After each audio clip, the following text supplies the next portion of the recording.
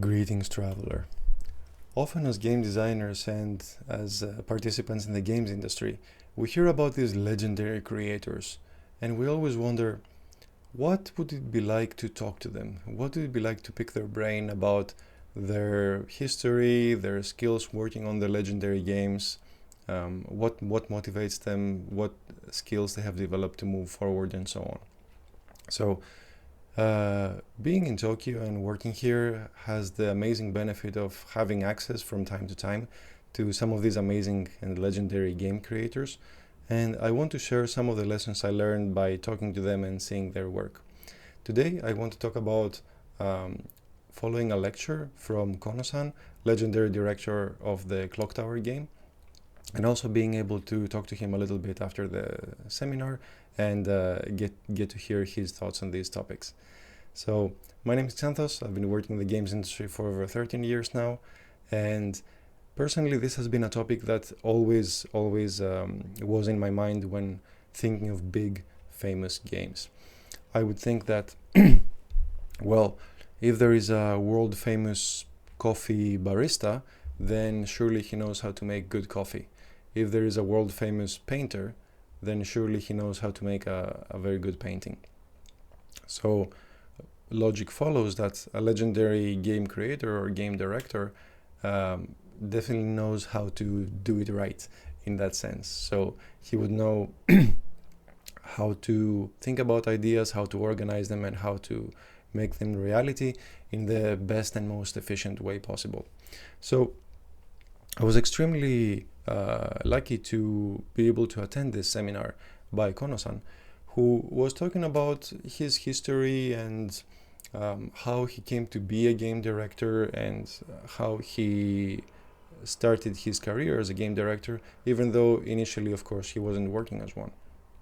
So he was telling us this story about how in the beginning he was just working in a games company, just doing normal tasks, not being in a director position, of course, and still wanting to do that at some point. He still wanted to make his own games and he still wanted to make all these dreams a reality, but he was not in the situation where he could do it right now, nor was there an easy path ahead of him. So we often think that, well, if you get some experience working in a games company, eventually you'll get to make your own games.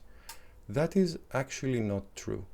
I don't know any people who have become game directors by simply working in a position. And you think, well, if you're working as a programmer or as a sound person or an artist, of course, it's difficult to become a game director.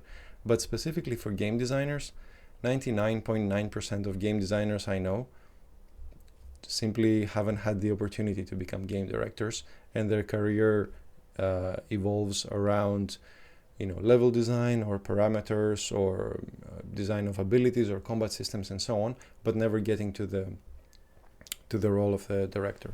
So it was really interesting for me to hear what his path was and what his experience was. He said, I was working in this company, and one day the CEO of the company came around and asked, hey, who here likes Formula One? Kono-san at the time did not like Formula One that much. But he said, me. He wanted to volunteer. He wanted to be the person stepping forward in this initiative.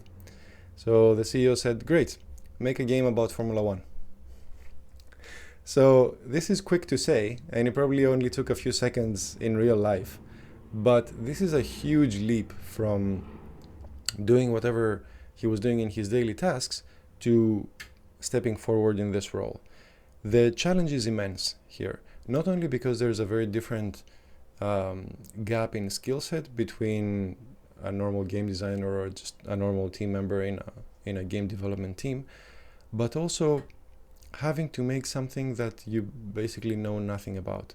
He didn't know much about Formula One at this point. He didn't know what Formula One fans would want to see in a game.